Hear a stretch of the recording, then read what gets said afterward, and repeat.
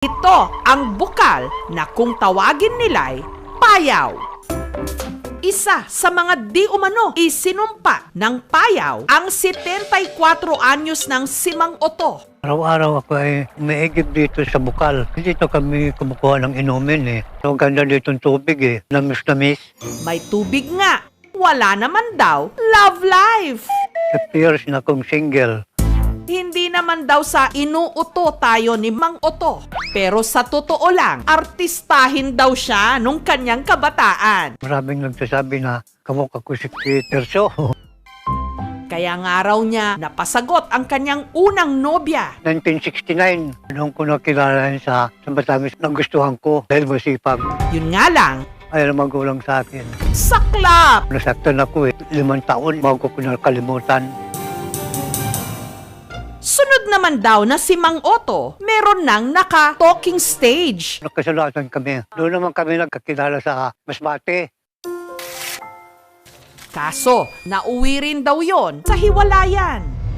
Ako nag-iwan. Nawala na ako ng ganang maghanap ng nobya. Pakiramdam ni Mang Oto, totoo ang kwento-kwento tungkol sa sumpa ng payaw. So, isa rin na nabiktima eh. May isa pa kong kapatid na dito umiigi na makapag-asawa. Ang bukal o payaw, matatagpuan sa gubat, halos kalahating kilometro ang layo mula sa mga kabahayan. Ang tubig na dumadaloy rito, mula sa ugat ng isang malaking puno na nasa 2 metro ang taas.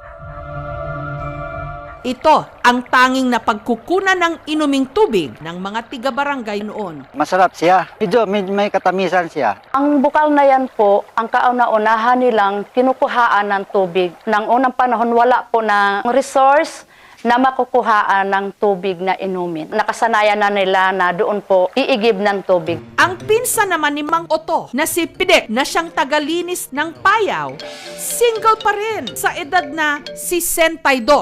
Mula pa ng pagkatao ko, dito na ako minom. Si Pidek, nagka-love life naman daw. Kaso, ginost daw siya o hindi na lang nagpakita ng una niyang nobya. Pumunta siya sa Maynila. Katapos noon, wala nang kontakan kami. Muli naman daw siyang umibig. Sasama na siya sa akin papunta dito. Sabi ko sa kanya, nag-aaral ka. Sayang yung pag-aaral mo. Hanggang si Pidek, tila nagmurang kamatis nung muling nagmahal. Ito lang mo mga 2020 na siguro yun. Wala na siyang asawa, parehong amin edad. Gusto na nga raw siya nitong pakasalan. Kaso si Pidek hindi pa rin daw handa. Sabi ko, wala akong pirang pakasal. Hindi lang kami na nag-uusap. May asawa na. Sa ngayon, mag-isa lang ako sa bahay. Siyempre, malungkot. Wala sa yung nagtutulong. Masamang pakiramdam ko. Nainggit nga ako sa mayroong mga kasama sa buhay.